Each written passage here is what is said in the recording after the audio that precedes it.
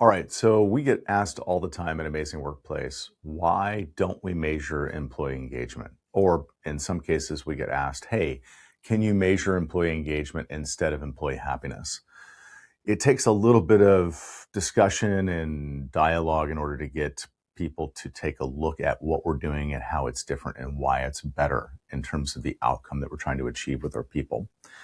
And a lot of times, what we'll do is we'll start with just like, this is the information that's out there. This is the information that's been shared by research groups, by universities, by consultants, by news sources.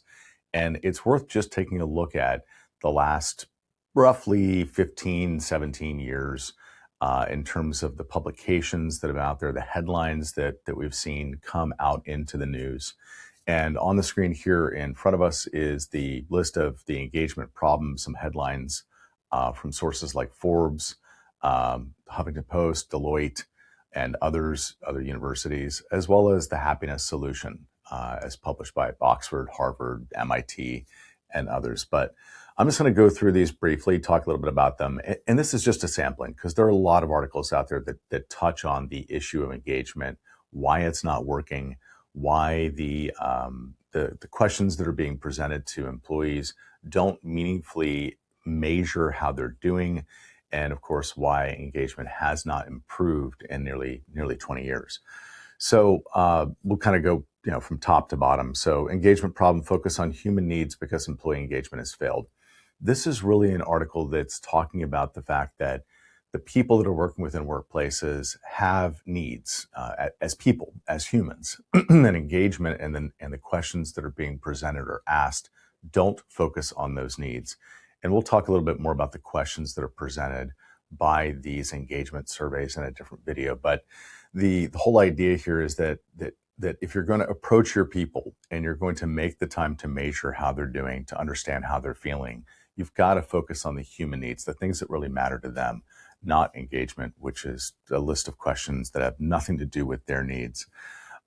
Next article, why caring about your employees matters more than engagement. This really comes down to the fact that anytime you're doing surveys with your people, anytime you're measuring how things are going, what matters most is that your people feel cared for. Now, it all starts with what you send out to them. If you're sending out an engagement survey that's stale, looks like a standardized test, is painful, has little dots, strongly agree, disagree, all those little dots that they fill out, they don't feel like they're being cared for. They don't feel like this whole process wraps its arms around them and says, hey, we really care about you. We really want you to be happy at work. We really want you to do well. And the things that are talked about and the words that are used to describe the process are really driven by the company's desire to check the box that they've done engagement. Another article, employee engagement, forget it. That's an article that goes into detail about just how employee engagement isn't working.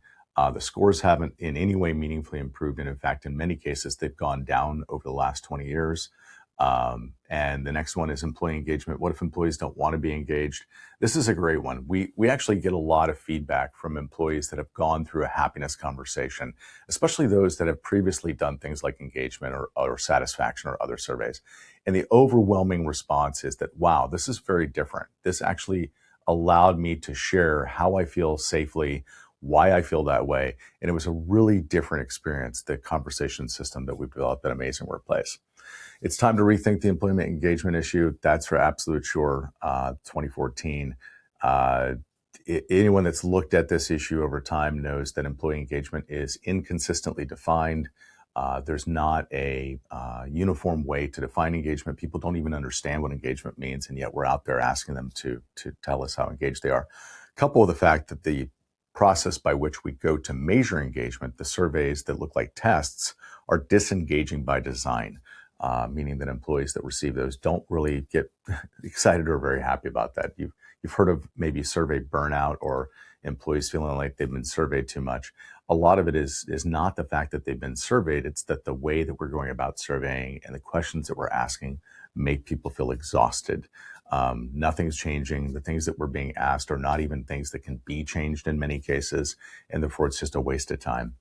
And then, early on, employee engagement, nobody cares. I thought this was kind of a comical one.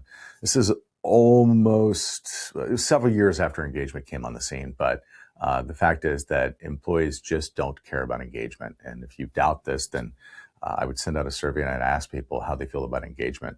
First, I'd probably find out if they can define it. On the opposite side, the happiness solution, why happy employees are good for business. Happy workers are 13% more productive. That was the Oxford study. Varied between 13 to 15%, if you will. Creating a happier workplace is possible and worth it. And this really comes down to the fact that you can focus on people's happiness. You can focus on the importance of it, and you can measure how people feel and actually do something to improve it.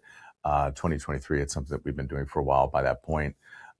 Employee happiness, not engagement, is a leading indicator of profitability and productivity. And that was a really interesting one. This is studies done based on how happy people feel tied to the success of businesses. There's a very lengthy book, if you will, that analyzes the performance of several Fortune 500 companies over the course of 11 years. And it was a study done by 2 Harvard professors. Now, they were predominantly focused at the time on companies that were creating culture and that were really investing in their people. But the high level takeaway, like the very simple takeaway, is that as an organization, if you really focus on how your people are doing, you really focus on what matters to them, you're going to be wildly more successful than companies that don't.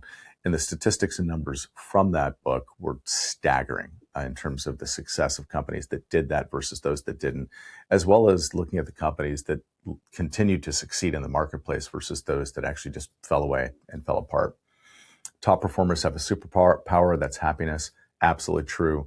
I know that we've got several executives and CEOs and founders and owners that have really wrapped their arms around this happiness idea, working with Amazing Workplace and measuring happiness. And they've communicated over and over again that their teams get more done than their competitors, that their teams are far more productive, far happier, their turnover is much lower, and that they're actually able to achieve the goals that they had when they started their business in the first place.